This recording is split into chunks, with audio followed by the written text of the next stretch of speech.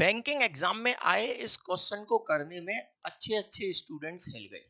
जी हाँ, वीडियो को पॉज कीजिए और सेंटेंस में एरर फाइंड करने की कोशिश कीजिए। यहाँ दिया है क्या?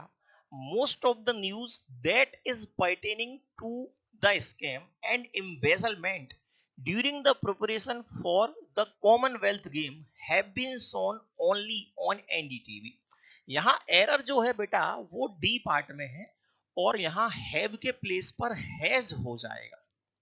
तो ये सब्जेक्ट वर्ब एग्रीमेंट टॉपिक आपने पढ़ा होगा, उस पर बेस्ड ये एरर है। और यहाँ हैव का हैज हो जाएगा क्योंकि इस हैज का जो सब्जेक्ट है वो सिंगुलर है। हम कैसे देखेंगे सब्जेक्ट सिंगुलर है इसमें?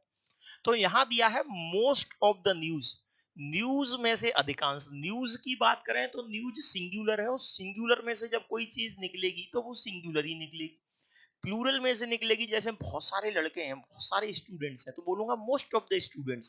तो स्टूडेंट्स में से अधिकांश, तो फिर वो भी प्लूरल निकलेंगे। प्लूरल में से कोई पार्ट निकलता है तो प्लूरल निकलता है, और सिंगुलर में से निकलेगा तो सिंगुलर निकलेगा।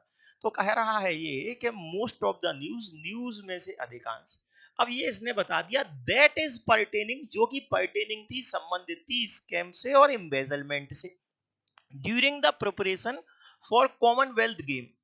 हैव न करके हम यहाँ हैज कर रहे हैं, क्योंकि यहाँ ये जो सब्जेक्ट हम बना रहे हैं हैज का, वो किसको बना रहे हैं? मोस्ट को बना रहे हैं।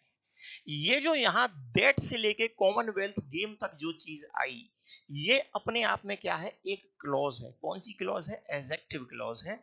और इस एडजेक्टिव क्लॉज में ये जो इज है, इसका जो सब्जेक्ट है वो क्या है? दैट। ये ऑफ प्रेपोजिशन के बाद इसका ऑब्जेक्ट है न्यूज, और मोस्ट जो सेंटेंस में सब्जेक्ट है, इसके लिए हमें वर्ब लगानी थी। और मोस्ट यहाँ सिंगुलर है क्योंकि सिंगुलर में से बता रहा है, इसलिए मैं यहाँ हैव के प्लेस पर हैज का यूज कर दूंगा। सेंटेंस में एरर आपने पहले से पकड़ ली थी या नहीं, ये मुझे आप कमेंट सेक्शन में जरूर बताइए।